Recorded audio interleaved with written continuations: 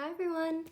So I wanted to start this new series partly because I've been obsessed with music vlogs and book vlogs and anything to do with documenting some sort of knowledge in a video.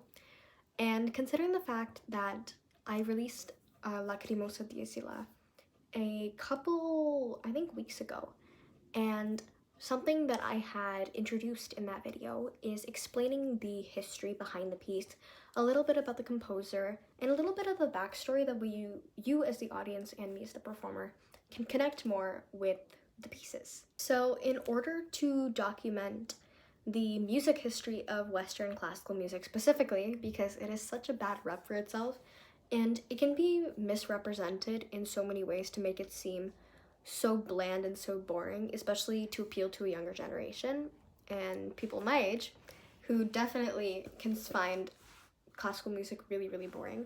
So in order to, I guess you could say, jump over that obstacle, I decided I might as well start a sub-series of explaining the history behind Western classical music, mainly because it also helps me with my music history studies, and it can be a preparation for exams, especially if you are taking music in school, or if you're doing the RCM exam like I am, or if you just want some extra knowledge on music of any type of sort, but specifically classical music.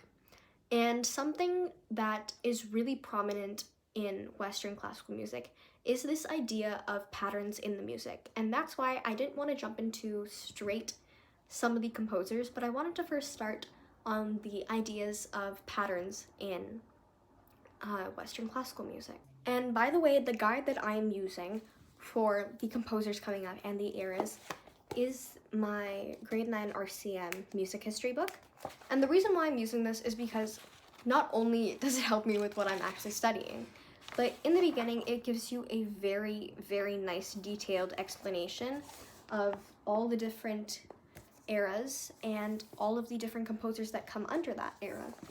And specifically with the Baroque era, specifically with the classical era, the Romantic era, and the modern era in this book for grade 9, it gives a really good explanation for what you can expect from this era, but I'm putting that in simple terms and adding some extra fun facts because it is the easiest explanation to understand each of the eras if you have it in a very non-detailed and textbook type of format. So that's what I'm trying to do. And jumping right in, the Baroque era in the simplest terms can be described as a period where everything was ornate, everything was intricate, everyone was trying to be in competition with another person to create the grandest and most over-the-top piece ever. So the Baroque period lasted from 1600 to 1750, and the death of Bach, who's the second composer that I'll be talking about, he died in 1750, and his death marked the end of the Baroque period. But the word Baroque comes from the Portuguese word barroco, which means misshapen pearl. And the reason why they have this word is because it denotes all of the over-the-top and ornate architecture, and it's a very easy architecture to pinpoint because it is so over-the-top and is the epitome of craftsmanship in Europe. And it denotes all of the 17th to early 18th century, not just music, but literary works, and art, and architecture. So in the Baroque era, we have, as I said, 3 composers that we're going to be looking at, which are Vivaldi, Bach, and Handel. And one thing that was really important in the Baroque era, which is why it is so important and is the foundation for the rest of music, is because something called the major-minor tonal system and equal temperament came about. So before, in the medieval and Renaissance eras, as I said before, they had a different system of writing. And this system was kind of like a 50-50 because there was no set note. So the measurement for sound waves and for sound is hertz. And each single note on a piano, so C, C sharp D, D sharp E, F, F sharp G, G sharp A sharp, and B, all of them have a certain number of hertz, which is why it gives it that sound, which is why the note B sounds like the note B, and why the note A doesn't sound like the note F. But that only came into place in the Baroque era. And before that, if you sang an E and I sang an E, it could be two different tones because there was no system and there was no set regulation as to, okay, E is this many hertz or F is this many hertz. And if you exceed it or you lower it, it could change the pitch of the sound. And another thing that came about was equal temperament, which was a way of tuning keyboard instruments to 12 tones, the C, C sharp, D, D sharp, all the way up to B, which is 12 equal tones or 12 equal notes. And using that system, it was the foundation for the rest of keyboard music forever until now. And finally, a couple extra things that are really prominent, or some of the key features that I didn't explain in the Baroque era, are the affections. So the affections is rooted in Greek and Roman philosophy, and it details this idea of a singular emotion being expressed in a literary or an artistic work. And this is the reason why not many people like the Baroque era, because in modern music, like the music we listen to right now, everything is about emotions, and it's usually about love. And that is the reason why we tend to, or as humans, we tend to gravitate more towards music that holds emotion and holds a deeper meaning. But that wasn't something that fully came into effect until the Romantic era, which was almost 2 centuries later. So it was a very new concept, but in the Baroque era, they only expressed one singular emotion according to the affections, and it usually represented a certain season or a certain religious aspect, but it was always one singular emotion or idea that was being expressed. You never had a story, unless it was an oratorio, which was a religious form of somewhat like opera, or you had an opera that was being performed. You would never have a full story or a full meaning or a full message being explained unless it was religious, but otherwise it would be one singular idea. So the last two things that I want to pinpoint in the Baroque era are figured bass, basso continuo, and as well vocal music.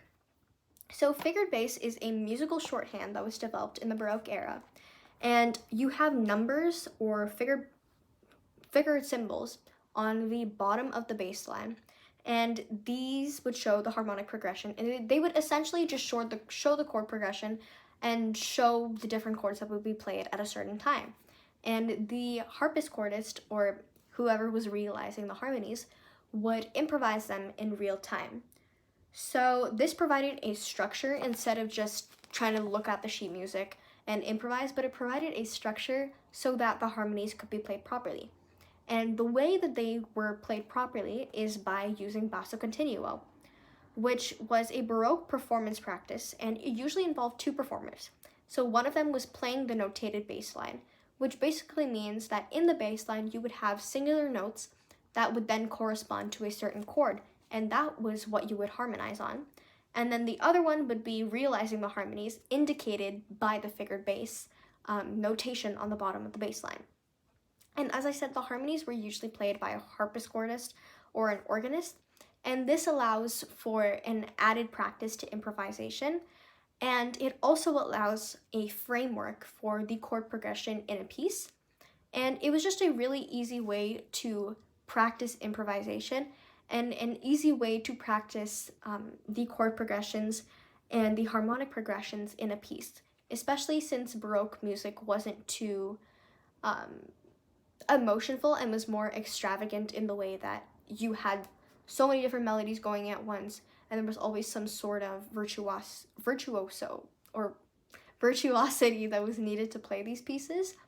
The practice of having basso continuo allowed for the players to be able to feed off each other and improvise and play better.